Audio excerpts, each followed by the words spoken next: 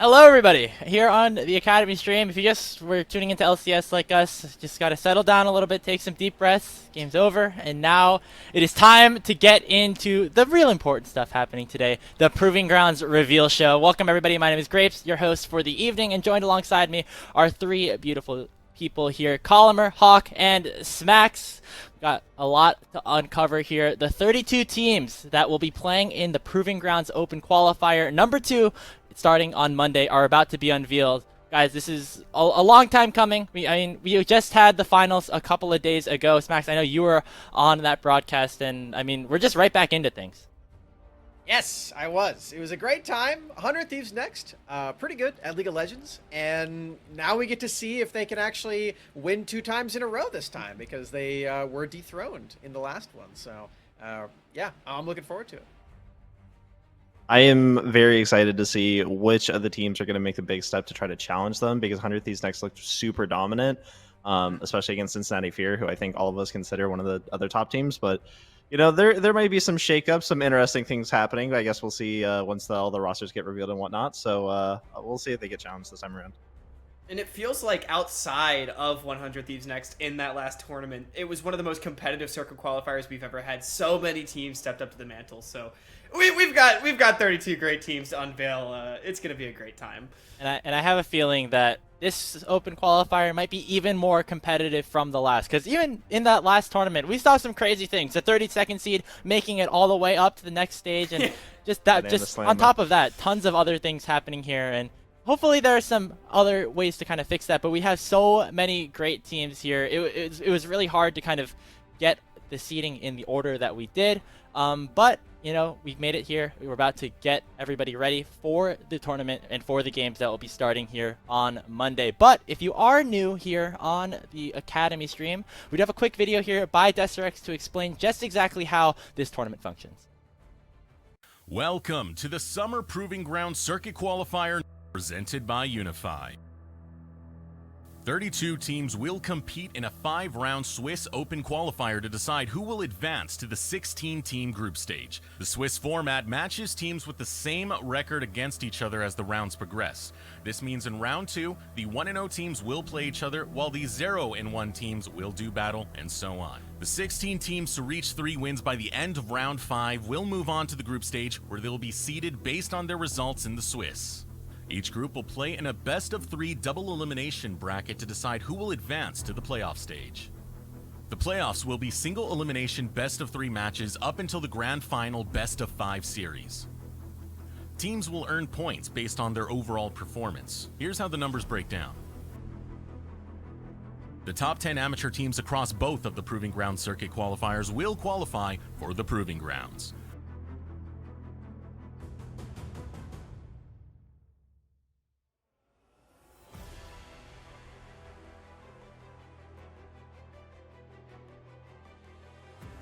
Which of these aspiring champions will rise to the top in the summer of 2022? Come see for yourself. Thank you very much, Eric. Always nice to get that little refresher to make sure we're all in the ready and all in the know for what's about to go down. Now, again, in case you are joining us here for the first time, it is important to note that we are entering the second Proving Ground Circuit qualifier of the summer split, which means that that first tournament has already been completed and that a bunch of these teams have already found themselves with a good amount of those crucial qualification points. As we pull up the graphic now, we can see that, rather unsurprisingly, 100 Thieves next stand atop the leaderboard with a first place finish in the tournament, as well as a perfect 5-0 record in the open qualifier. But, guys, taking a look at all of these teams here, there's just so many of them that really can take that next step and try to make that improvement to the top. Yeah, the really interesting thing is the top 10 teams qualify for Proving Grounds, and you have 12 teams on the screen right now with 4 of them tied over there on the right-hand side. So between those 4 teams especially, someone's got to make the jump. Someone's got to improve from how they did last time in order to secure enough points. So I know I have my predictions for what teams will be more adept to making that jump, but I guess we'll see starting tonight. And as you can see here, the point distribution, the teams that do really well in one of these tournaments, they are able to set themselves up so nicely for that qualification. So if you're at one of the teams that's lower on this list or even not on this list, if you show up in this tournament, you can absolutely get yourself in the running for making that main proving grounds, and that makes, I feel like, both these tournaments matter so incredibly much as we move forward. Yeah, like it doesn't even have to be one of the teams that is on this graphic right now that actually gets into PG. It could be a lot of the other ones that we're about to unveil tonight. Exactly. Take a look at last split. Wildcard Aces didn't even make the top 16 in the first qualifier in the spring split, but ended up making it all the way into Proving Grounds after a very successful tournament number 2. And some of these teams are going to have to do that as well. But that's enough for the last tournament. We got to keep things moving forward because we got OQs for number 2 starting up in just a couple of days. It's about time we find out who the teams will be to take the Rift this Monday. Seeding for the Open Qualifier this split worked a little bit differently than the last time around, with the introduction of the first ever Amateur Selection Committee. The ASC consisted of 18 of the most knowledgeable individuals in the amateur space and included a vast array of coaches, general managers, broadcast talents, and even a few of the people here on the Reveal Show. Only one representative was permitted from organizations with teams participating in the Open Qualifier, and those affected were unable to influence the seeding of their teams throughout the selection process. Out of the 40 teams that applied for the OQ, the 24 teams with the highest average LP amongst their players automatically qualified into the tournament. The selection committee then voted on the final 8 teams from the remaining available pool to determine the final 32 teams that would be competing in the Open Qualifier. Afterwards, each member of the selection committee seeded the eligible teams, with the aggregate rankings becoming the final seeding used for the event. The ASC treated their jobs with the utmost respect and sincerity, and the ballots for each member of the committee will be made publicly available at the conclusion of the Reveal Show. As we take a look at some of the members here that have, were a part of this amateur selection committee process. Max and Colomer, I know we personally were both on part of this committee, and I mean, it was a really long process, and I think especially with the level of teams that we had, it was, definitely a difficult couple of days. Hey, it's me. I was actually pleasantly surprised with how similar I think a lot of the people seeded the teams. Obviously, there's always going to be a little bit of fluctuation. There's going to be some different metrics that you use for seeding teams. Some people use their scrim results that obviously some of the other of us, there you go, Smacks, aren't really privy to. But I think in general, there was a lot of consensus about the teams, even across all 18 of us. So I was pretty happy with the results and the conversations that we were able to have as Zuby runs across. Yeah, and as the non-committee member on the broadcast, I have, to the dismay of my production, been given the green light to flame the entire committee for their wrong decisions if I deem it necessary. So, you guys got to be ready for that. That's the responsibility that we take for having this kind of power, Yeah, I'm here to keep you guys honest, clearly. Yeah.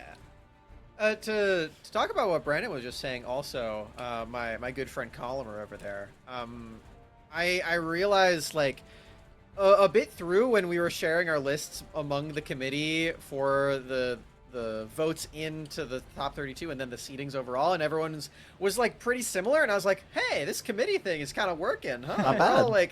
We're all pretty smart at this. We're all kind of agreing. This is a pretty good thing. So yeah, I mean, we're either all really good at our jobs or all really terrible bad at it, and that's kind of just so. Yeah, that's the thing. Since we're all pretty similar, you're either gonna have to flame all of us or just not flame any of us because that's just the correct ranking, right? I don't know how that works, but okay. Yeah.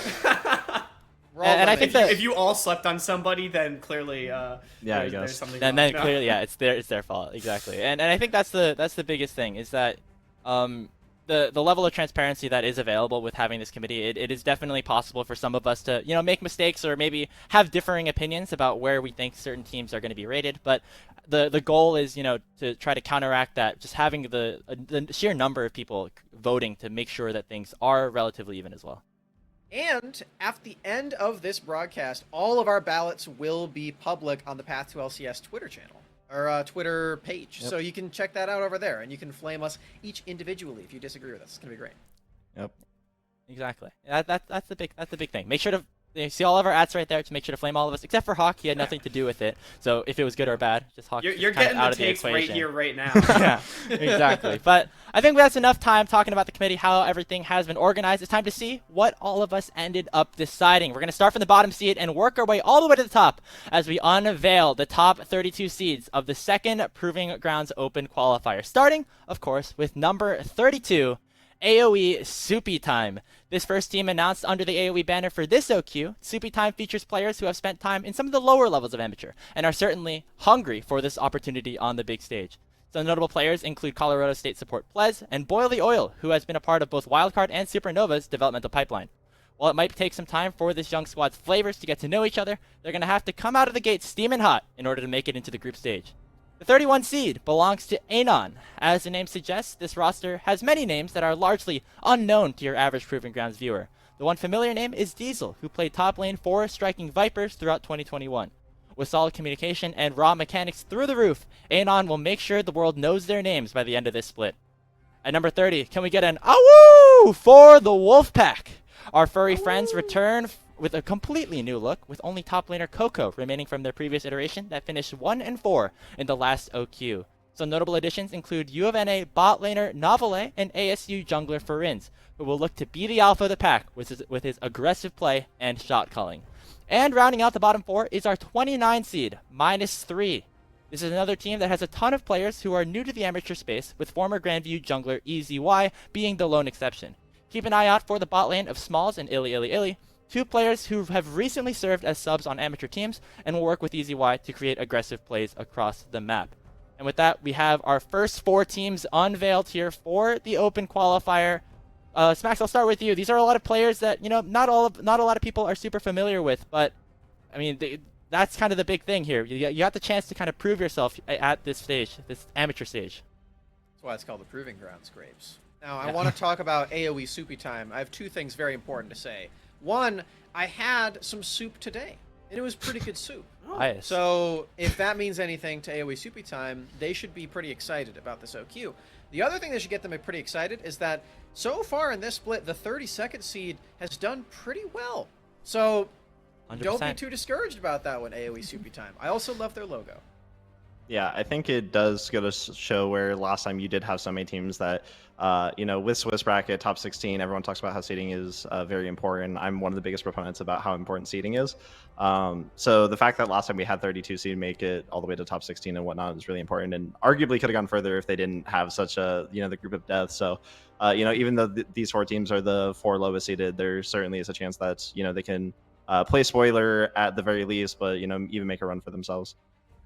Yeah, and it's so exciting getting to see all those players that we haven't really heard of. Each team, it feels like they got 1 or 2 that we have seen a little bit in the scene, like you mentioned, Diesel for Anon, for example. But then when you look at that team, we don't really know what to expect from anybody else. And, in some ways you could say, oh, that might make them weaker. But in a lot of ways, I think it just makes them more exciting because they get to come out and they get to prove themselves. And even if they don't end up making that top 16, which of course it will be hard to do, from where they're seated, you can at least try to make some waves, make a name for yourself, and move up in the scene. And I think that is what Proving Grounds in the Open Qualifier really allows teams to do.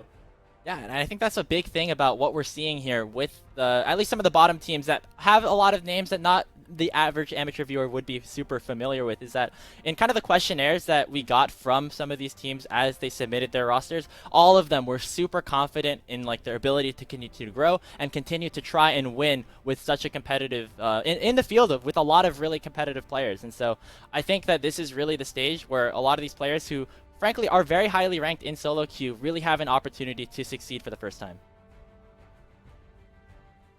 Yeah, I approve this message.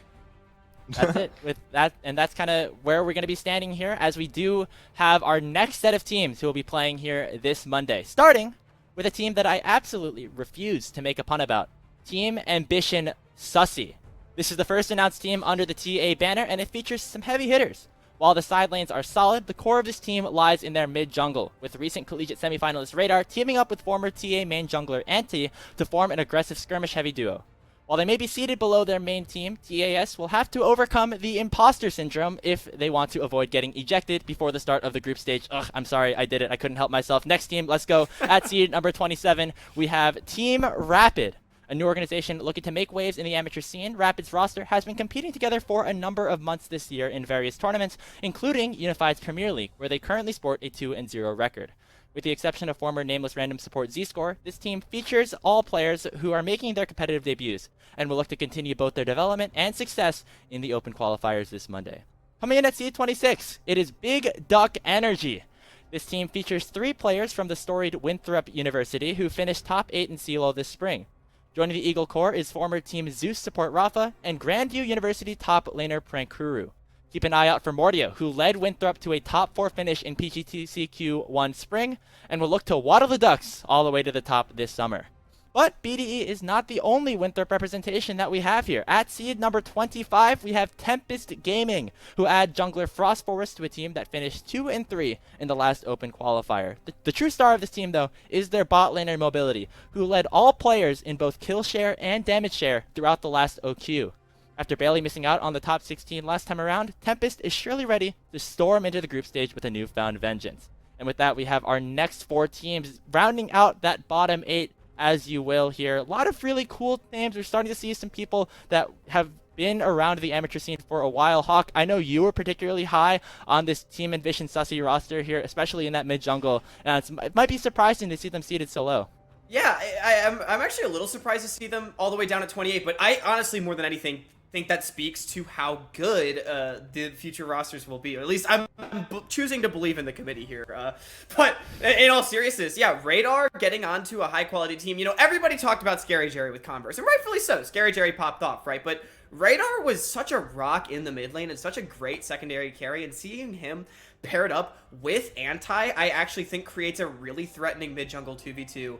And seeing the junglers in this pack of 4 teams as a whole, Anti, Mordio, Frost Forest, the 2 Winthrop boys alongside, like, that will be super exciting. And these teams have some players that they can absolutely rely on to potentially carry them into the top 16, I think. I'm going to go out on a limb, and I think Big Duck Energy could potentially play upset for a lot of teams. Maybe it's my collegiate bias showing, obviously, but Mordio, Vano, and ZKG, these guys with Winthrop have played pretty well in the matches I've seen of them over the last couple months. Prank, I think in the top lane, especially towards like the lower seeds, you have a lot of players who just default to tanks, and he can actually play carries decently well.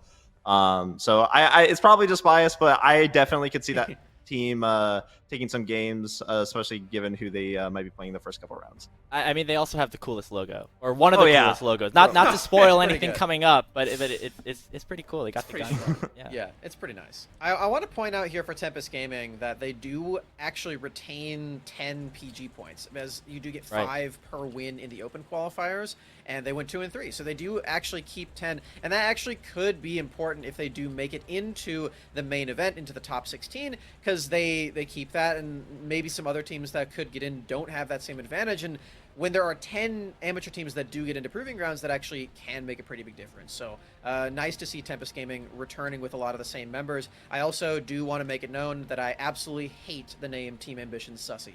I agree with that statement. There's some pretty out-of-pocket names in this tournament. I'm just going to put... That's the spoiler you're going to get. Well, yeah, we have Team Ambition the Sussy worst one. and Big DE in the same like group of 4. So that's just kind of the sign of what's to come here on the Proving Grounds reveal show, I feel. Yeah. I think Big Duck Energy is going to have a great time being casted by Mayamo Big D. Yes. Well, what do you Really mean? good. It's Major League Baseball Dylan, isn't that his name? Oh, right. Yeah, my absolutely.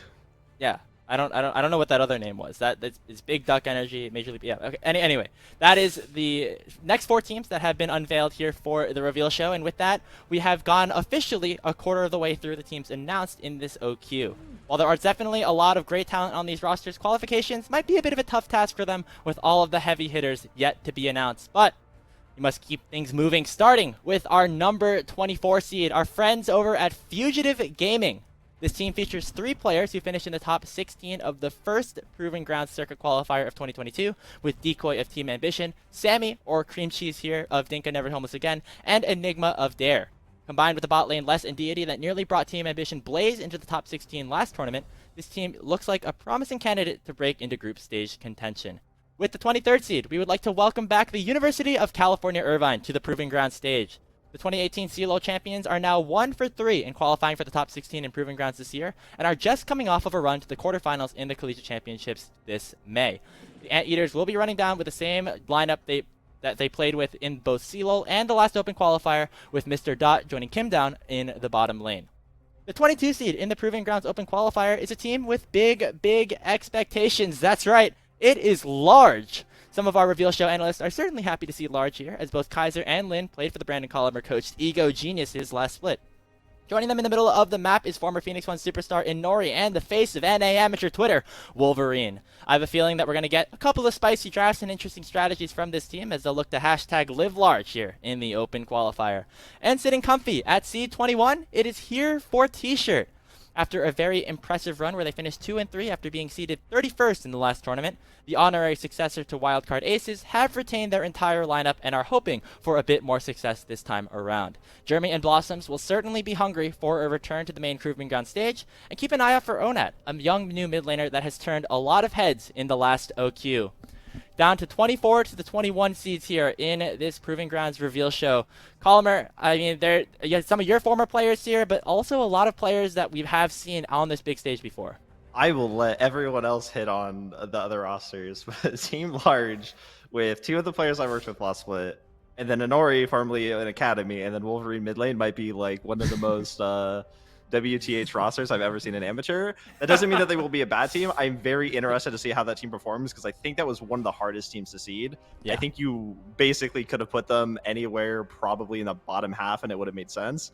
But you know, they secured 22 seed. Not the worst, not the best, but really interested to see how that team performs and if they're able to qualify for the tournament. I want to talk about Fugitive Gaming because I watched the show and I thought that Cream Cheese was a support player. I'm surprised. I thought they were in LCS. To jungle. Yeah, this is in the early arc. Okay, we're in the beginning of the show. I also am missing my favorite Fugitive Gaming player, Big Ol' Bucket of Water, otherwise known as Miko. I kind of wish that he was on this team. That'd be a nice throwback. I love that Sammy rebranded to Cream Cheese just for this tournament. But looking at the other 2 teams, UCI and here for T-Shirt, I mean, UCI, they went from taking a game off of Golden Guardians Academy in the first open qualifier back in spring to they haven't been able to actually get back into the top 16 just yet. And they've always been on the cusp. I think they've gone 2-3 both times. And they're a team that always perennially so good, and it feels like they're on that gatekeeping line one way or the other, and you know that they're going to be hoping in this final tournament of the summer now to get back into the top half and try to contend for main stage Proving Grounds. And then here for T-Shirt, I think this is a team that, you know, in the last open qualifier they were seeded pretty low and they performed decently well, and seeing them up here, I think that's really exciting. I think this is a team that could really make a lot of waves. Jeremy had a pentakill in the main stage in the second tournament in spring. Could definitely bring it back this time around, I think, in the OQ.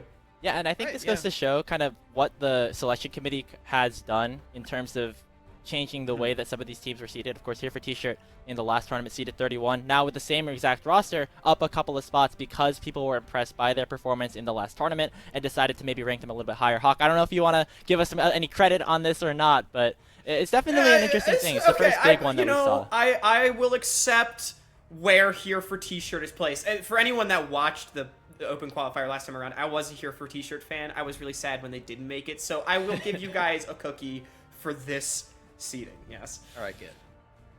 Also good to mention with this team that they were formerly Wildcard Aces, at least most of them, and they did actually make it into Proving Grounds in the spring. Yeah. So glad to see them back.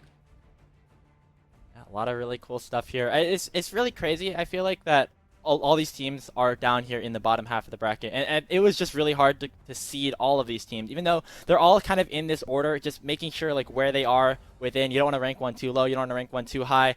It was a little bit difficult as we see with the next couple of teams that we start to unveil as we are about to round out the bottom half of the seeds for the Proving Grounds Open Qualifier. Let's see who the committee decided are right on the cusp of qualifying for the group stage. Roll that graphic, Hyper. Seed number 20, AOE Randoms, the first team that competed in the top 16 last time around. After falling 0-2 to both Evil Geniuses, Prodigies, and Supernova last week, or sorry, just a couple of weeks ago, the Randoms come into PGCQ with 15 qualification points from their wins in the Open Qualifiers. New addition to this roster include GVU Jungler and Udyr God himself, Colthro, and former wildcard and Team Ambition bot laner Psycho. With a team chock full of experience, the Randoms will have to make a strong push to get themselves into Proving Grounds contention this August. The 19 seed belongs to Rage, a new team in the amateur space. After holding a competitive scouting combine last week, Rage Esports has a full team of players looking to make their first top 16 in a Proving Grounds event. Former Fruit Basket Warrior Chimp and Roll Swap Skyline make up a frightening bot lane, while Fiora Phenom JJ King, Ottawa University mid laner Blonde, and multi-year challenger streamer King Nidhogg are playing in their who's playing in their first PGCQ event. Rage has got the firepower to make a run to the top, and listen, you don't want to see them when they're angry. With the 18 seed, we say hello to amateur summertime sweethearts, the Super Sunshine Fruit Basket Warriors. ISO brings together a new amalgamation of experience and young talent who will look to ripen up for some sweet success in the OQs. Many will recognize GFP as jungler from Illinois State University, as well as Cloud9's most consistent streamer and amateur newcomer, and Avril. Both Julian and Sandwich are making role swaps to round out this roster, who will look to make their first Proving Grounds group stage since Risen Champs in spring 2021. And the final team in the bottom half of the OQs belongs to Bay State College at number 17. Bay State is coming off of a run to the finals of the 2022 Collegiate Championships, where they took down the upstart Conference University 3-1 in the semifinal. Joining the team for this OQ is their sub mid laner Relic, who will be playing for Saranac throughout this tournament. After finishing top 12 in the first tourney this spring, Bay State will look to continue their success in amateur after the strongest collegiate run in their program's young history. Yeah, the bottom half of the team's finalized here, but these are the 4 that are right on that cusp of potentially entering the top 16. Smacks, a lot of cool stuff here. I know the Fruit Basket Warriors are one of everybody's personal favorites, but we also have some old friends and some new friends as well. Yeah, me personally, I choose to use my Twitch Prime subscriptions on Avril's stream. I'm a big fan of her streams, and yeah, I'm a big fan of this team as well. I've been following Izo's career for a very long time. He's one of the most entertaining top laners that we have in the space. And Julian, aka Zatzmod, bringing back the old IGN to mid lane also. I'm really excited about this squad. I think they're gonna have some really fun games, and I'm hoping that they make it into top 16. I'm really surprised that you didn't touch on AoE randoms, considering you've only played Udyr in the last 2 weeks of games. So yeah, I'm a student of Colthrow. You know, he taught me the way of the Udyr, and just like Brandon said, I have been only playing Udyr and Belveth when she's not banned for the last couple of weeks. Very fun champion, and I can 100% say that I am a better Udyr player than Contracts, who just played on the LCS stage today. And that's just the win, just win rates alone. I mean, that is a valid statement to bring up, just based off of today, and also off of maybe Smack's win rate today? Question mark. Wow. As the collegiate I guy, did win an Udyr game today, yeah. As the collegiate guy, I want to talk on Bay State, because I think a lot of people know Saranac, whether it's from his gameplay or his massive biceps. So people might be wondering what this team actually looks like without him. I think definitely you want to look at Sophia Sage. It's something that we talked about throughout the entire collegiate broadcast. This guy is extremely good, can play basically any style of AD carry, whether it's passive, playing weak side with like Ezreal, or front to back, basically all the resource into him on like Jinx. So that team is really interesting in terms of what do you do when you know that the main carry, the star of the team per se, in a sense, with Saranac isn't there. But I'm really interested to see how that team performs, because I think that there's a world where people might say, oh, Saranac's not there. I'm not sure if they'll do well, but I think that this team will still perform like very, very well. It is cool getting to see Bay State getting that nod for making the finals in CLOL. I mean, and having such a phenomenal performance there. I think it makes sense having them as a bubble team, though. They've been, I think, around that level in the Proving Grounds climate, at least back in the spring. But a team that maybe didn't get the nod, AoE randoms all the way down to 20. I'm actually a little surprised to see that. I'm pretty excited about this team. I'm not sure how Colthrow coming in for Cyber will change things for this roster, but they were in that time. Yeah, more Udyr. Less Cosmic's more Udyr. I'm a fan of Nem9 and Geiger. I think they're pretty good solo laners. They did make that top 16 last time around, and I think that this is a team that definitely could contend for that upper half. I mean, all of these teams can. They are put on the bubble for a reason, and I think AoE randoms down at 20, like, that just means like these teams are so strong, and for them to be down here, I think, while their players are insanely good, it's like, how do you compare? I don't know, and it's cool. I think it comes down to the fact, like, being on the committee, the teams got better this time around. Yeah. The seeding or whatever isn't saying anything negative about any team. It's just that there are so many good teams, and almost every single team has a direct way that you can like look at them, be like, this player can make an impact and win them a game. This player is a massive asset and is like a threat that other teams have to consider heavily. So I don't think it's anything negative. I think it literally is just that all these teams from this point before and going all the way to the very end to the number 1 seed are very talented in their own rights. It really feels like the field has leveled out a little bit. Every time I was looking at my ballot, I'm like, am I really going to put AoE randoms outside the top 16? Which, spoiler alert, I did. And it just, yeah. Sorry, Grapes! Kobe, don't flame me at all. We're chilling right here, but it feels weird to put them there. But I think as we kind of get through the next couple of teams, we are going to show why maybe some of the teams that we might consider, amateur mainstays are now going to have to pull off a supposed upset to make it into the group stage starting in a couple of days. And so with that, time to get into the next couple of seeds, starting with number 16. It belongs to none other than Team Ambition. Team Ambition completely retooled for the second open qualifier with a perfect mix of young talent and experienced veterans. St. Louis University sports 2 representatives on TA, with jungler Maddie and support T-Sum making their return to Proving Grounds. Alongside them is amateur mainstay DNA, breakout collegiate superstar Scary Jerry, and the twin brother of the legendary General Sniper, Crimson, making his way back over to the top lane. After failing to make groups last time around, TA held back no punches with their new roster, with their Proving Grounds ambitions certainly in sight. And swinging in at the 15th seed is everybody's favorite banana slamming squad. It is DK Crew. DK made the largest jump in seeding between the 2 tournaments this summer after qualifying for the group stage while being seeded 32nd in the last OQ. With former Winthrop top laner hybrids joining the Harrisburg University core plus Evan RL, DK Crew is here to win, and believe me, they aren't monkeying around. We'll keep our food theme rolling here just a little bit as we unveil the 14 seed in Team Fish Taco. Has anyone tried a banana fish taco? Let me know if you have. After being forced to play with a positional coach Sonar in the bottom lane throughout the entirety of the last group stage, TFT brings in former AoE randoms bot laner Devin to help reel the team back in after a tough last showing. With veterans Alorum and Winter and youngsters Limo and Toasty, TFT has all the right pieces this time around to make their true return to the top of NA Amateur. And rounding out this group of 4 is the 13 seed in Supernova. In a split where we've seen the meta revolve around safety and passiveness, Supernova and head coach Zoo dare to challenge the norm with their all-gas, no-breaks approach. Their aggression is led by upstart young jungler Actor, who alongside Ariandel will stifle their opponents with invades and roams galore. Currently sitting right on the bubble for Proving Grounds qualification, the Heart of Amateur will need to continue to step up if they want to make their triumphant return to Amateur's biggest stage. Here we are, guys. It is into the top 16, the top half of the teams here in the open qualifier. And this is where we're going to start to see some interesting teams here. We got DK Crew Smacks, we got Supernova, TFT, and a new look at Team Ambition. All right, everybody, sing it with me. Happy birthday here we go. to you. That is the wrong song. Happy birthday to you. Happy birthday to dear Shorter Shorter Ace. Ace. Happy birthday Happy birthday to you. This is your present, Shorter Ace. We Yeah, all didn't knew get it was your 32nd birthday for the seed. reveal suit, so we all, came together and decided to bring that seating up a little bit. But I think it's well deserved, especially considering how well the team performed. Yeah, and Grapes, looking at these 4 seeds, I suppose I'm okay with AoE randoms being on the back of the bubble, because these 4 teams look pretty dang good, if I do say so myself. Yeah.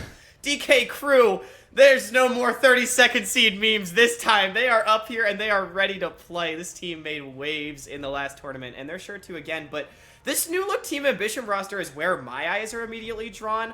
DNA coming in, and as well, I mean, Scary Jerry. I mentioned him when I talked about Radar. I'm going to mention him again. Absolutely smurfed it for Converse, finally on a high-tier amateur team. And I think this Team Ambition roster could definitely look to contend for the top 16, narrowly missing the cut in the last OQ. I personally am really excited for Supernova because I think that this is one of the teams that benefits the most from having more time together as a whole. Obviously, as anyone in amateur can tell you, everything is super chaotic. You have people, players, coaches leaving last second. Everyone's nothing's ever really finalized, so everything's really chaotic. But now we've kind of reached the point where a lot of the teams, they've gotten settled in, they've gotten practices together over time. You've kind of have a system together at this point. I'm really, really high on Actor and Tomato. I think they get a ton of value from being together and being under a coach. And I think Meslo benefits a lot from having more time role swapping back from mid to top. So I really am excited to see how that team performs. Spoiler alert, I think I'm pretty high on them compared to maybe some other people. But I think that that team can do a lot higher than 13th. Maybe not a lot higher, but they can do better than 13th potentially. Yeah, it seemed like they continued to get better as the weeks kind of progressed. Of course, they had that big throw of a gold lead against Taco Gaming in the first game of the group stage. Grapes, we don't talk about that. No, but I'm saying it's gotten better since then, and I think this team has been practicing a lot. I think Zoo is a really good coach bringing these players together, and there's a clear method and a clear formula for how this team wants to go, and I'm excited to see it continue to progress as we move forward. Yeah, I think for Supernova there weren't any changes, but for the teams in the middle there were one each. I think Devin is a really interesting player to pick up here for TFT. Didn't have the loudest showing, I would say, as he didn't win any games on that team, and that group is a really tough group. But I think he did have some pretty alright performances, and I'm excited to see what he can do on a team with a lot of veteran presence there with Alorum and Winter. And for DK Crew, they've got Hybrids up in the top lane now, and the last time we saw Hybrids play, he won Collegiate last year on Withrow. So I'm really excited that he's back. I was a really big Hybrids fan last year, so good to see him back. We got I like more collision how- representation for Columnar too. Yeah, I know, right? Exactly. Speaking of which, Scary Jerry, one of my favorite players in the space, Yeah. made my life on Seagull really easy because we could just make tons of content about him. It was great. Also, casual note of Crimson going to top lane that we literally did not touch on because last time we saw him, I'm pretty sure it was mid lane. Obviously, mid. seen him a bit in some tryouts across his like blood. last. Yeah, exactly. Saw him in a few tryouts in between last tournament and this tournament, and he looks very natural on like the top lane. Maybe there was a bit of a learning curve there, but I'm really excited to see how he looks because when he was on Radiance, maybe didn't have the best performance, but I think he looks a lot more comfortable. And again, like Smack said, kind of it runs in his blood in terms of maybe being a top laner. So we'll see how that goes. Yeah, and I mean, if everything turns out well, maybe Crimson can get up there with Sniper as one of the top laners that are super young and ready to go here in the Proving Ground space. Really excited about this Team Ambition roster, who again we're seated a little bit higher with a completely different lineup, but didn't make it into the PG tournament last time around, which is why again they actually don't have any qualification points because their roster does look so different. But with that, we do have 12 more teams remaining to be announced. Remember, only the top 10 in qualification points will make it to Proving Grounds this August, and with some of these teams already with points on the board, in the bank, performing well in this event becomes all the more important for these upcoming rosters. With that, let's unveil seed number 12. It is Third Party, with their young roster overcoming adversity to finish top 12 in the last tournament. 3P, just like Supernova, stand at that cusp of Proving Grounds qualification. Dinka returns to the top lane after missing the last 2 weeks of the first tournament, and Raheen provides a new voice and a strong leadership role in the support position. With the Zoomer core of Munchie Messages and Lunar continuing to develop, Third Party is going to have to leave it all on the table here to keep their season going. Seated 11th in the Open Qualifier is our first LCS affiliate in CLG Faith. After a rough start to the first OQ, CLGF won 3 straight games to enter the top 16 and continued to look better and better as the weeks went on. Trevor makes his return after a quick stint on C9 Academy, and Draco and Town continue to look like the hottest new solo lane stars with their flashy play. This team has aspirations for Proving Grounds and beyond, and they will have their work cut out for them as they will have to continue to grow their young roster. At seed number 10 is a truly flavorful bunch. It is AoE Ginger Turmeric. After barely falling to their main team in the quarterfinals last time around, AoE GT retained the entirety of their roster headed into the second OQ. With their collected methodical playstyle that focuses on choking out their opponents slow and steady, Ginger Turmeric will try and bring the heat once again with a spot in Proving Grounds in sight. Is Ginger heat? I don't know. Let me know, guys, a little bit later. But finally, falling just outside of the top 8 is yet another collegiate representative, and that is Maryville University. After a shocking 3-1 defeat to the University of St. Thomas in Seattle, followed by a 2-1 loss to the Cincinnati Fear in the PG group stage, Maryville feel like underdogs for what seems like the first time in a while. They'll have some extra help this time around, though, as Iconic rejoins his buddy Niles after 3 splits spent in the Golden Guardians organization. With Azog and Zyko really coming into their own and APA looking as dominant as ever, Maryville will continue their aggressive early game focused playstyle with Summer Vacation now fully underway. just outside the top 8 here, guys. And Hawk, I'm going to start with you here as we take a look at these next 4 teams. A lot of these teams, were seeded a little bit higher, a little bit differently last time around. Maybe their performance in this last tournament shifts the goalposts a little bit as we are entering the top 12. Yeah, this feels like the group of teams that are all like maybe super good, but like didn't quite have the performance that they wanted in the last tournament, so they get the like 9 through 12. And the important thing to note is that they are maybe super good, because every single one of these teams can and will pop off, and we've seen it. Get third party getting up into 12. I'm super excited to see that. I think most of us are pretty big third party fans. They've kind of come up with a bunch of players that not too many people had heard of at the beginning of this year, and they've gotten better and better with each consecutive tournament, missing top 16, then making top 16, then making top 12, and almost making top 8 in this last one. To see them continue to improve, I love watching this team get the recognition they deserve. And for Maryville University, yeah, I mean, they're a team that we have seen perform insanely well multiple times, and they've been vocal about the fact that they are disappointed about how the beginning of their summer went in both CLOL and in Proving Grounds, but now Iconic coming back after a long time in the professional realm. How will that change things for this roster? I mean, because they built up so much synergy, it feels like, with the Odd Orange, but Iconic is such an amazing player that it feels like Maryville might get some new life breathed into them.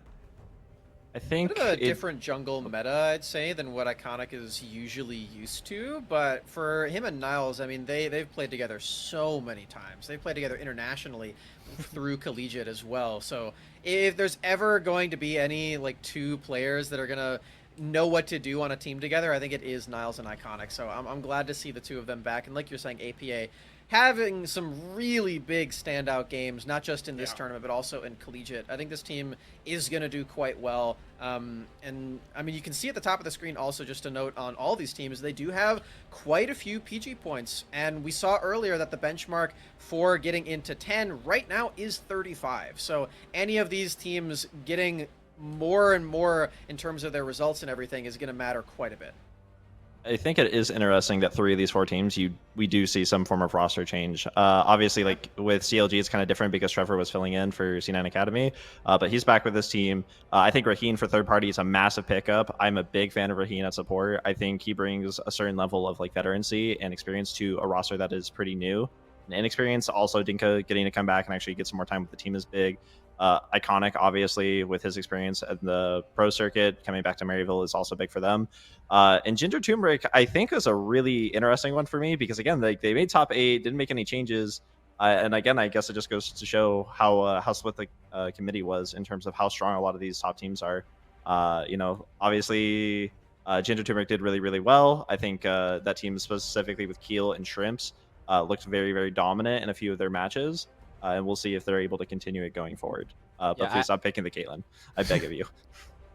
I know Smax has some thoughts on that as well. And I think that this is probably one of the hardest teams to really judge as a member of the amateur selection committee. I feel like this AoE GT squad is going to have a lot of votes anywhere within that top 16. They were 3rd seed in the last OQ and finished 3-2. It just kind of shows some of the unpredictability that some of these rosters really end up providing. But again, the message here, I think, throughout this group of 4 that we have here is that growth. We have third-party CLG Faith Maryville all looking to make improvements on that last time around, with Ginger Turmeric also coming through with that. But that does round out our bottom 24 seeds, which means we only have 8 teams left, guys. The top 8, the best of the best, maybe the most dominant teams that we will see in this tournament, with maybe even some considering to be the favorites to qualify for Proving Grounds. A lot of talented rosters here, but we're about to get some more. To number 8 we go. Well, when you take a look at Taco Gaming's roster, guys, the pieces seem to fit really well together, just like a well-constructed taco. You got City Witty, the shell that holds everything together through and through. Gorica, the meat that serves as the solid foundation for the rest of the pieces to build around. Lawrence is, maybe the bell peppers, not the veggies that you're used to, but gives the team a fresh new look. And of course, Shochi and Rovex, the 1-2 punch, the jalapenos, the hot sauce on your tongue, bringing the spice with their wide champion pools. After being the only team to take a game off of 100 Thieves next in the playoff bracket, Taco Squad will look to take their new look roster to their 2nd straight Proving Grounds main event. Seeded 7th for one of the big surprises of the last PGCQ, it is Team Pending. After 3 of their players took the CLO crown, TBA continued to look dominant, with Kitsuo, Robbie and Chookies leaving their opponents with expressions just about as blank as that logo's face for the entirety of the month of June. Topo and Masu stepped up to the plate as well, helping Team Pending reach the semifinals of PGC Q1 after being seeded 14th in the first OQ. Will the CLO magic continue, or will the smiles finally be turned to frowns? Well, you gotta find out this Monday when they take to the Rift once more. Seeded number 6 in the Open Qualifier is none other than Jake's Kittens. After looking incredible throughout the group stage, Jake struggled in their quarterfinal matchup against Fear while working with their substitute jungler. Ryoma and Scoop look like some of the best carry players in this entire tournament. Prismo's role swap has been smooth so far, and Porsche and Aeron have delivered as the team's young pieces. On a team with super high expectations, Jake's Kittens must return to their winning ways right meow to get the qualification points they feel they deserve. That was for you, Smacks. And finally, finding themselves in the top 5 is Evil Genius's Prodigies. While they certainly stumbled in their 0-2 loss to Team Pending in the quarterfinals, EGP continues to be one of the most hyped up teams in Amateur this split. New players Yukino and Mia delivered on nearly all expectations, and Faisal, Doxa, and Donbray all look solid as their usual selves. Sitting comfortably with 60 qualification points from the first tournament, EGP will try to climb the rankings some more, with semifinals and beyond certainly the goal. We are down to this 5 through 8 seed, guys. These are the teams that, if the seeds go correctly, will be making the playoffs into that quarterfinals bracket. And all 4 of them, I believe, did make that quarterfinals last time around. Yeah, I think that. Do you want to go first, Hawk, or do you want me to? Go for it. So, for context, there's going to be some things here that I think surprise people, notably Team Pending at 7 win and EG 5th win. EG beat Team Pending. I think, depending on who you talk to on the committee, the way that you structure teams was a bit different. Some teams really wanted to value their success previously, right? So Team Pending, I think, came almost out of nowhere and just looked dominant the entire first tournament. And then some people were looking more towards how they really feel about these team strengths right now, independent of how they did in the past. So that's why you might see some interesting things there. But I think all these teams definitely can be contenders, and they can beat basically any of the other top amateur teams. I'm really looking to see how Taco does with the top and mid swaps. I'm very happy to see Shochi back. I think Shochi is one of the most consistent, dependable mid laners that we have in amateur. And I think that will do wonders. And realistically, if you look at all these mid laners, actually, you have Ryoma, who I think is one of my personal best players here. I'm actually very surprised that he's not in academy. I think I've said that a lot. Doxa obviously probably should be in academy at this point anyway. And Robbie Baba has been coming off probably the best month of League of Legends I've ever seen him play, and I've still watched him for years at this point. So very stacked role between these 4 teams, and it'll be interesting to see what happens when these guys eventually end up matching, most likely in the 4th and the 5th round. Yeah, I really want to echo the point about Shochi. Shochi is just a player that I feel like adds not only a lot to a team, but particularly for this Taco Gaming roster, a level of reliability that it feels like might have been missing from Taco Gaming in their previous tournament run, and that could really elevate them above potentially that top 8 finish where they just found themselves. Which I'm excited to see how Shochi is able to provide that. But Jake's Kittens, another team, such an anomaly in the last tournament. They looked so incredibly dominant, and then they got gooed in the quarterfinals, and they promptly fell out of the tournament. And I'm excited to see them come back now because they were so incredibly good. As Colin mentioned, Ryoma, such a great player, and I feel like that this is a team that, with a little bit more time to gel, really could potentially, they're seeded 6, but maybe even contend for top 4. And I'm excited to see them hit the Rift again. Yeah, we're singing the praise of Shochi, and he definitely deserves it on Taco Gaming. I am really sad that Ayukura's not playing. I wanted to see her keep playing. Yeah, she did well. It makes sense that Shochi would be brought up. I think he was just taking that split off. But to get into this tournament, he is one of the best mid laners that we have in this tournament. So I understand the change. But somebody please sign Ayukura. I want to see her back. The vouch from all of us. For sure. look pretty impressive, and I think these 4 teams here are a really interesting, group to look at, guys, because when you look at the Proving Grounds qualification points as well, they're all within that 60 to 80 mark, and that's gonna be around the range that you're gonna need to be in to get into Proving Grounds. And while a lot of them have set themselves up for some good, potential to get into that next stage, they're going to have to basically stay around this similar level if they want to maintain that status moving forward. the really big thing is on top of the top 10 qualifying, there's a significant difference between being top 6 and 7th through 10th. I don't think we really touched on it at this point, but Yeah, no, we didn't. if you are 7th through 10th, you qualify. But your way to get into the tournament before you get to the double elim is you have to play a best of 3 against one of the lower performing academy teams. Last year, not a single only Maryville against TSM Academy took a game. The other 3 teams didn't even take a game. So it is a massive difference to be top 6 in points. So although these teams, almost all of these teams most likely are going to end up in top 10 in points as long as they're consistent from last time, it is a big difference for them to make top 6. So I'm sure that's assuming that they know that there is a difference, that they will be pushing hard to be in the top 6 of the point getters. And that's where something like the top 4 showing from Team Pending, something we maybe didn't expect, that really could set you apart when those points start to matter. Yeah, also we'll go in 4-1 in the open qualifiers as well for that little extra bump to get into that next echelon of skill of ranking for getting into that next spot. Surprised to see EGP, in a spot as they are, because as you said, Colimer, it's a bit difficult to gauge this team, especially considering a lot of people were expecting them to maybe make a run to the finals, but ended up falling over in the quarters. So I bet a lot of disparity probably existed there as well. Yeah, I think a lot of it comes down to how much did you value the series that in between Pending and EGP and whatnot. Let's be on EG graphic. Very fancy. Okay. It really depends on how much value you put into that, and again, how much are you trying to reward past performance versus where you think that they're at currently.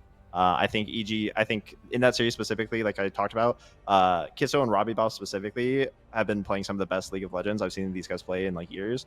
And so it's about, do you want to reward them for playing so like insane over the past month or so, or do you want to kind of like, okay, well, realistically, how do I feel about these teams right now, and do you feel like, maybe do you like, I'm trying to figure out about how to say this.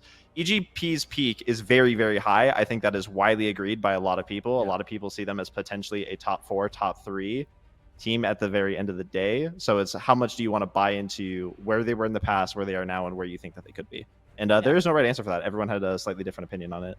And again, you get to roast all of us once the results finally come out in just a couple of minutes. And yeah, again, Team Pending at the peak or so, maybe, or of course could go higher, but winning CLO is definitely pretty high, especially for some of these players finally getting their run at success. But everybody, it's time for the top 4. The 4 best teams that have qualified for the Proving Grounds Circuit Qualifier number 2 in the summer split. We're going to take a little bit more time to break these teams down. We're going to go one by one, starting with seed number 4, which belongs to AOE Esports. Like every split they've competed in their young history, AOE had a very strong showing in the first tournament of the summer, finishing top 4 while only dropping matches to the Titans of 100 Thieves next. Retaining their entire roster from last split, AOE uses Winnie's early aggression to facilitate their very strong solo laners. With yet another Proving Grounds in sight, AOE will look to continue the trend set by Darkwing Soul and Meech by developing players to join Academy in the following split. And I think a lot of these guys here, Smacks, are on that trajectory right now. Yeah, I mean, this is a team that in the last event only lost to 100 Thieves next both times. They went 4-1 in Open Qualifier, losing their 4-0 game to 100 Thieves, and then they lost in the playoffs to 100 Thieves again. And this series actually was really close against AoE Ginger Turmeric, but I think for AoE Esports, they've got some really interesting stuff going on just all around. They've got a lot of Academy experience from Skytech most recently, and also Winnie, and they had some really cool stuff that they put on display for us in the last event. Just barely making it outside of that top 3, but definitely earning that top 4 spot. And this AoE team, the year is 2022. AoE Esports now has 4 teams making top 32 of Proving Grounds. They keep adding one more, and I just want to say, AoE, they said, when they were asked what is their X factor, they said Winnie is the king of amateur, and maybe even if that point is a bit debatable, I feel pretty strongly that if you were to sort of put together like a Knights of the Round Table for amateur, Winnie would at least be on that. This guy repeatedly shows up and performs and is one of the best junglers we have, and the way he's able to play around these super strong and young solo laners and young Inzimudo is very, very well done every single time. So this team is definitely one you got to look out for. Stealing my flow, man. I was just about to talk about Winston and his experience and how much it means for this team. Who's Winston? Oh yeah, Winnie. Sorry. Regardless, I actually want to give a lot of attention to Zamudo. I think top lane in terms of like a pool of prospects might be somewhat limited, and I've been pretty high on Zamudo ever since basically last split. I think he's shown that he is up there in terms of the top tier of top laners per se. I really want to see his growth and how he looks over time because I think a lot of people expect him at some point to make academy, and it really is about seeing how much he grows over like these next like split or two in amateur. And again, AoE is in a spot where you are going to be playing against academy teams. You are going to be playing against the best of the best in proving grounds, assuming that they qualify and they don't randomly go 2-3 or something like that. So it'll be really interesting to see because again, like I think Smacks hit on, a lot of these teams do have, or a lot of these players have academy experience, and they want to show that they still deserve to go back there at some point. Yeah, Zamudo, a player very similar trajectory maybe to Anime Girl or Soul, who is now playing on TSM Academy after being on the AoE organization last split. Exactly. If he keeps this up, I'm not saying he will get signed. I'm saying it is definitely in the cards, in the running here. I don't know, as we Graves. have Are you sure that's what you're saying? Yes, no, I'm not. I mean, I can't control anything. It's just I'm just here to host. I'm here to unveil the teams, which we will do as we go over to number 3, which is the coolest logo I've ever seen come out of the state of Ohio. Take that as you will. Belongs to the Cincinnati Fear. After struggling a bit at the beginning of the split, the Fear finally set in and they began to scale, making their way straight to the finals of the first PGCQ. Blaze and Trickster took enormous steps in their growth as the tournament progressed, with Dragoon and Pluck serving as solid pieces in the corners and Sketch absolutely popping off on numerous occasions. With a spot in Proving Grounds almost certainly in the works, teams Academy and Amateur alike will soon have to learn to hashtag Fear us, guys. It's the Cincinnati Fear. A lot of us were, especially me, doubted them in some of the predictions here and there, a couple of times. But here they are, seed number 3. So I owe Blaze an apology. After the last reveal show, Grapes and I went on a DJ stream, and I said that I didn't think Blaze was that good. I wasn't impressed with his performance, and I wasn't sure how I felt about that for Cincinnati Fear moving forward. Blaze just played right the now, by the way. best tournament I have ever us. seen. Yeah, Blaze just played the best tournament I've ever seen. He ended up being one of the best mids in the whole thing and pushed his team to finals. Sketch had some hero games from the carry side, but Blaze was so consistent in lane, going up against some very high-quality mid laners and holding his own, being a secondary carry for this team, making plays on sides. And this is a player that I am so impressed with their growth over the course of the year, and it deserves to be said. So, Cincinnati Fear, they didn't overperform at the last tournament. They performed to the level that I think was hoped that they would be able to reach, and they made the finals. I think I'm decent... right there with you, for sure. So Max, you can go if you want to. I can go next. I love talking about Blaze. I think his champion pool was impacted the most out of any mid laner going into the durability patch, and he adapted it. He actually started picking up a lot of DPS champions, and I have to commend him for that. I was really worried seeing him pick things like the LeBlanc and the Ahri and the Syndra and everything, which I mean, we saw we're not nearly as strong as some of the other options, but then when we started playing the Victor, the Azir, the Cassiopeia as well, my personal favorite, that was super, super impressive from him. So Yeah, really glad to see that, and that growth, like you were saying, is huge from him. I think Trickster and funny enough, Goo, both junglers on this team, actually supplemented that really well. So I was really happy to see that out of those two players in specific. And hey, we got a Darius game or two from Dragoon, which is always great. Yeah. I don't I think was he's very gonna get happy that to be option wrong about again. Blaze. Yeah, there you go. I think a lot of credit to the coaching staff as well in terms of talking about this development, because again, like this is a team that went from 3-2, looked rough at the top. I don't want to like completely say everything that you guys did, but a lot of credit to Julius and Pukar and Shia, all the staff over there, because their trajectory has been great, and if it keeps going, then they will be contenders against academy teams in PG. I think the big thing at this point of amateur, when you start getting up to this tier, is just consistency. Basically on these teams, you're not going to have players, at least at the amateur level, just randomly drop like a terrible game, where maybe some of the other teams you might see, a random dub where they go 0-5 or whatever. Like you're not going to see that from any of these players on this team. They're all very consistent. Obviously with all the amount of experience that these guys have in between, like Blaze, Sketch, and Dragoon especially, Trickster maybe not as much, but still looking pretty solid, and Goo when he stepped in. So consistency all across the board. This is not a team where if you're playing a best of 3, you're going to get a free one. And I think that matters a lot, especially when you're at this level of amateur. Yeah, I believe so. They went 3-2 in the OQs, and after that, I think all of their other series went. The one other series that they lost to Maryville was a 2-1, and it was a very close one at that. And the next time around, played Maryville again. Hey, ended up taking this victory in to that one. And that is our number 3 seed, sitting second in the Proving Grounds qualifications. What does that mean? If we go on to seed number 2. Wait, guys. Script? Is the script up to date? Production? No. No. That was last year. This is 2022. Welcome Really? back. Wait a minute. Oh my God. Ladies and gentlemen, making their triumphant return, your 2021 Spring Proving Grounds champions, No Org. After a truly historic performance in the inaugural Proving Grounds main event, No Org returns to Amateur looking to wipe these new kids straight off of the block. Viper and Anda instantly shoot to the top of the leaderboards of Amateur topside duos, and Big is now joined by former 100 Academy bot laner Wixie. And of course, gotta talk about the king of Amateur making his return as Qualifier looks to make it 4 straight splits of winning it all on the Amateur stage. Wow. This is about the time where everybody who is in chat saying, "Why isn't Cincinnati Fiera seated second?" They're realizing, oh, okay, I get it now. No Org is back. You know, all right.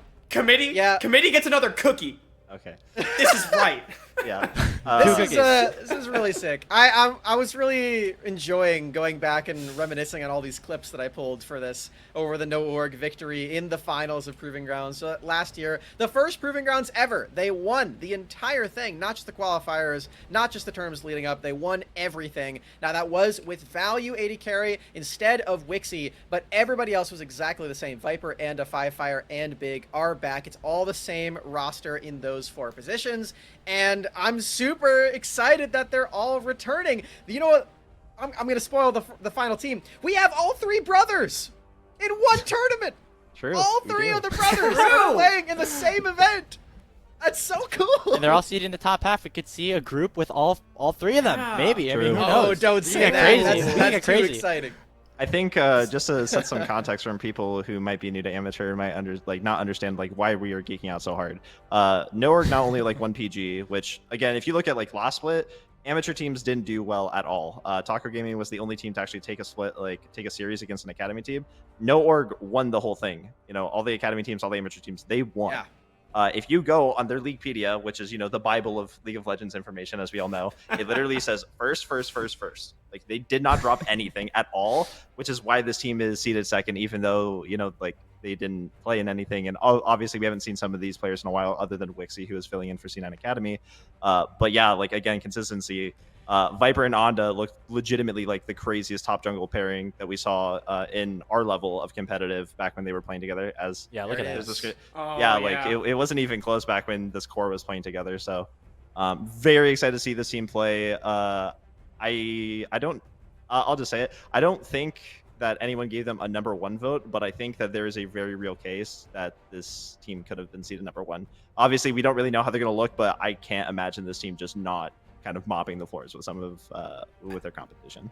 I mean, I'll say, I feel like you can get a pass for not giving a number 1 vote, considering the number 1 team has. Yeah, I wonder who that is. I wonder who that is. Yeah, but to geek out about No Org just a little bit more, you mentioned that the amateur teams haven't really competed that well against the Academy teams that much this year, and I feel like in a lot of ways it should rightfully so be that way, right? Yeah, the Academy teams, they're meant to be at another level. So I think that adds to the fact that No Org really was unprecedented in their run. And to see them come back now, I had this leaked to me a few days ago, and when I got that DM on Discord, I nearly dropped my phone. I tweeted cryptically about it immediately. I was so excited.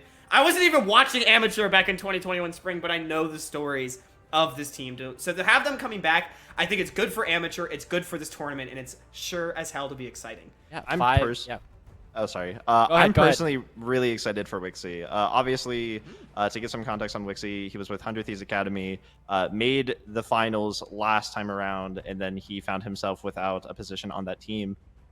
Big redemption story. He's written, I believe, tweets and a tweet longer about how he's really motivated and he wants to show everyone that he's motivated and that he's willing to put in the effort, grind in these games, and show up. And I think that this is a great situation where he's on a team with people that are equally as good as him.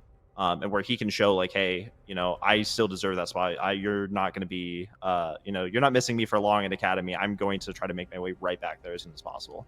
Yeah, it's not the worst decision, to join the team that won Proving Ground to finish second. Want to try to. Yeah, it seems pretty straightforward to me, I guess. It makes sense. 5 players with Academy plus maybe even LCS experience in this kind of the mix of the group, and I mean, it just seems like the most stacked team ever, right? And while Noorg is back from extinction as an indomitable force, as I might even say, even they must bow down to our number 1 seed, our PGCQ1 champions, 100 Thieves Next. Voted top seed by every single member of the Amateur Selection Committee, 100 Next have dominated 2022 in every single possible way. Against amateur teams, they have only dropped 1 series and 5 total games, while being a clean 15-0 in the open qualifier bracket.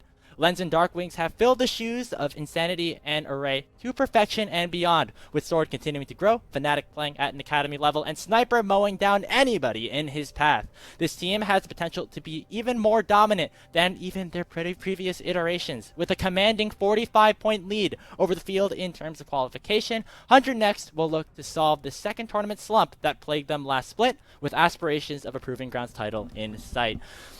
It's hard to not vote Noorg number 1, but I think this is a pretty fair case, Max.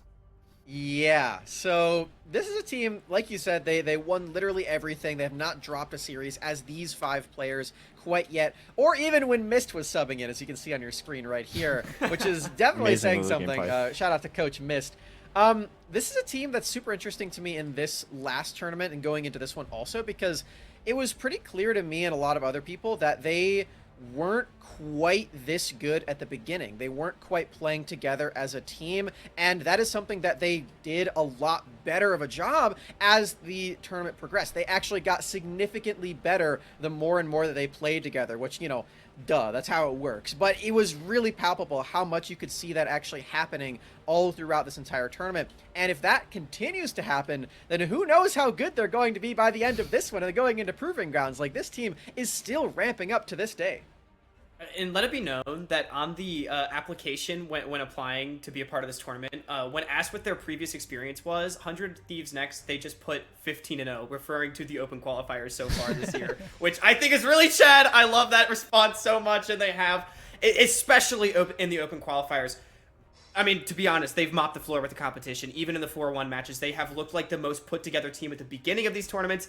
In the last tournament, they looked like the most put-together team at the end with the 3-0 win. They have been so insanely good. In to Smax's point, they have ramped up. You know, they haven't rested on their laurels. They haven't just gone 5-0 in each tournament, but like, well, all right, we're the best, and not gotten better. No, they continue to improve. They continue to force the envelope for what amateur is. And I just got to say, Darkwings in the mid lane, back from Academy. You know, Kalamer, you're saying Ryoma might be the best player in this tournament. I think that's fair, but Darkwings has looked pretty dang good, and I actually really want to see them stare down. That quadra kill on Swain in the finals was nuts.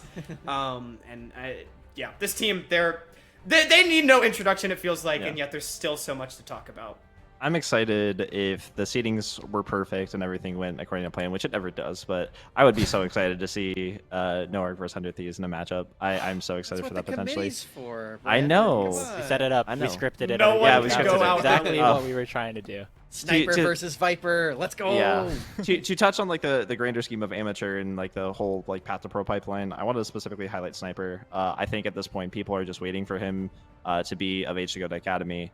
He is very, very hyped up as a prospect, maybe not on the same level as someone like JoJo was or like Danny was, but if you're an amateur and you've watched him for a while, you know how special he is as a prospect, and I'm very excited to just continue watching his growth and his development, especially in an org like 100 Thieves, where they develop and allocate so many resources to amateur development.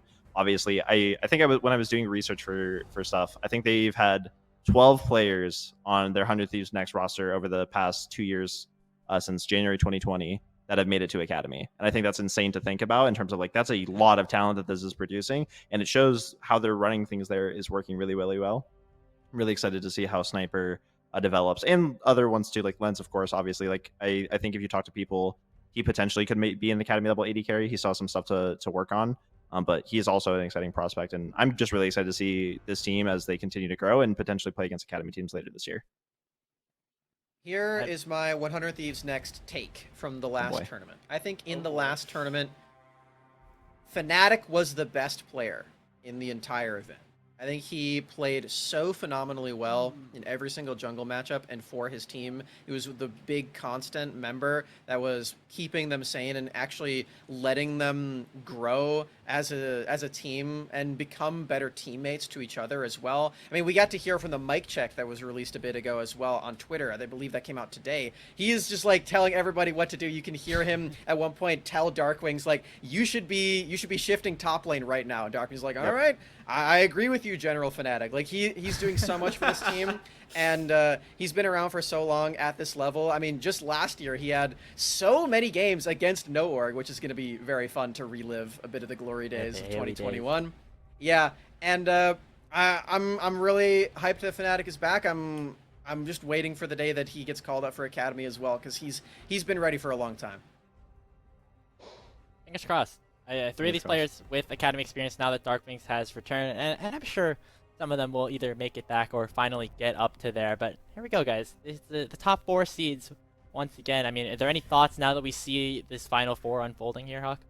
So I just want to say, AoE has made the 4-1 match in the Open Qualifier the last 2 straight tournaments, including in the last one when they were the 4 seed. So, just saying, they have had a track record of losing to 100 Thieves Next in that 4-1 match. Maybe they will have the honor of trying their luck against them again, maybe even winning this time. But this top 4 looks very, very scary if you're another team in the pack and looking at this tournament. I mean, these teams have had consistent success over the course of the entire year. AoE has made 3 straight semis. No team has made 2 straight finals, including winning.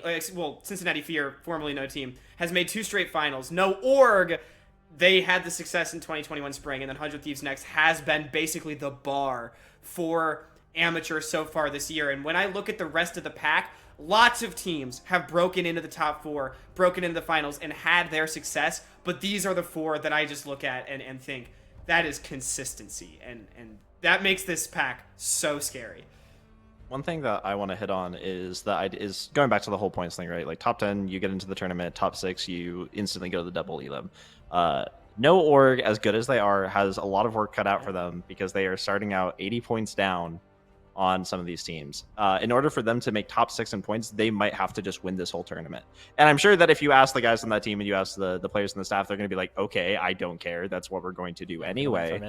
But I think it is interesting. It's kind of like a mini narrative in the background where it's like this team, in order to kind of like be to the top seed and go directly into that double elim side, they don't have time to really like get back in the swing of things. They have to be great from like the get-go on, and I'm really interested to see in how this team, if they're really able to meet that high bar, because we're obviously like number 2 seed without having seen most of these guys play in over a year. Like that is a high bar that everyone on the committee and I think everyone in the amateur ecosystem is putting on them, and a lot of pressure already. But it'll be interesting to see if they really can meet like those high expectations. I mean, I think they will personally, but.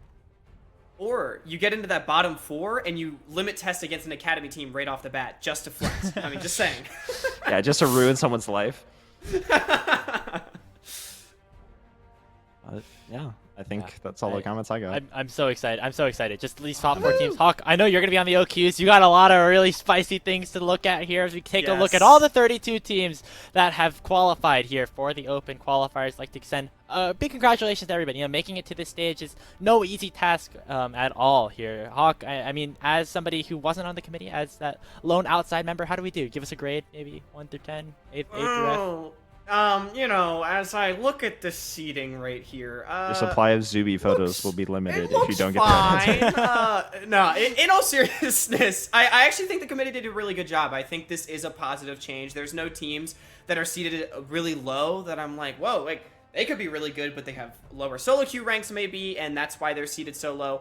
Or I feel like teams also got their due. I talked about third party being all the way up to 12. I think that is very deserved for a team that has continuously shown that they have improved and performed over the course of the year. And I think in general, just like most of these teams probably would have made it in the old system. I honestly don't know. But to see the fact that they were hand seeded by the members of the committee, even if I would have maybe shuffled a couple teams, maybe up or down 1 or 2 spots, nothing is remotely drastically wrong in my eyes. I think it's nice to have checks and balances. Obviously, like there are some worries, and there's a lot of checks and balances that Unified and Riot put in place. Obviously, like you can't vote for your own team if you're on the committee, and making everything public, so you're not randomly going to have someone like, yeah, 100 Thieves next is going to be 32 because I don't want to play them at some point. I think that although not perfect, I'm really happy with what the committee, and myself included in that, was able to do. I think we did a lot of justice to some of the teams, especially the teams that maybe would have likely been placed a bit lower, but they were given their credit, like you said. Here for T-shirt being one of the main ones, I'm very happy that they got to see that I think is a bit more manageable in terms of what we expect from them. Same with third party and whatnot. So I think overall, I'm really excited that we have so many good matchups too. Because again, like some of the teams, even in the bottom half of seeds, like Bay State, Super Rage, AOE Randoms. I'm personally a big fan of Big Duck Energy, not only for the name, but we're gonna have so many great matchups, and I can't wait to watch a lot of these games. Yeah. Let's take a look at them right now, Smacks. I mean, there's 16 matchups that we already have ready to show everybody in terms of what's going to be going down in the open qualifier. You'll catch some of the featured matches on twitch.tv/academy and twitch.tv/path to LCS. Max, anything stick out to you? Yeah, some of the ones in the middle are really, really interesting. I think DK Crew versus Super Sunshine Fruit Basket Warriors is one that jumps out immediately. Team Ambition Bay State College, like that's going to be a really fun game. I think it's also going to be really interesting to see like the form that some of these newer teams or the newer rosters are going to take. Also, like I want to see No Org play again. I want to see what Team Fish Taco can do with Devin on the team again. Like there's just a bunch of stuff. Like even Taco Gaming, who's playing against Tempest. I want to see Shochi play again. So there's a lot of stuff going on. I know I'm really excited. I was just talking about Big Duck Energy. I'm excited to watch them play. I'm also really excited because I've talked about how Team Penning was playing out of their minds over the course of like that month span across like the players that were competing in CLOL and in Amateur. They've done exceptionally well. I want to see the form that they're in now, and I want to see if they've been able to keep up that form because again, like Robbie Bob, I like Robbie a lot, so I'm gonna hype him up a lot. He looks fantastic, especially on like the scaling champions. He was playing very safe in lane and being able to like turn entire team fights just by himself. I'm really, really excited to see if him and Kitsuo and the rest of that team is still playing like to the form that they were. Because if they are, then I think that throws a wrench in a lot of these teams that are pushing for top 6 that maybe are kind of hoping like, hopefully that they kind of slow down, hopefully they kind of cooled off, but. I'm really excited to see if the break help them at all, if they come out with anything new other than the Ivern Rengar. Maybe they do that bot lane, who knows? But that's my matchup I'm especially looking forward to. And it's University of St. Thomas versus Winthrop, the last 2 collegiate champions, like in their kind of amalgamated forms going up against each other now. Kind of an interesting storyline there. Hawk, just close us out here as somebody who's going to be taking us through some of these open qualifier games in just a couple of days. I mean, I gotta say, I feel like it's kind of cruel that third party in here for T-shirt. The two teams are like, wow, they got seeded like nice and high. We're happy for them. They're actually playing each other in the first round. But that, honestly, I think will be an exciting match. CLG Faith and Large, too.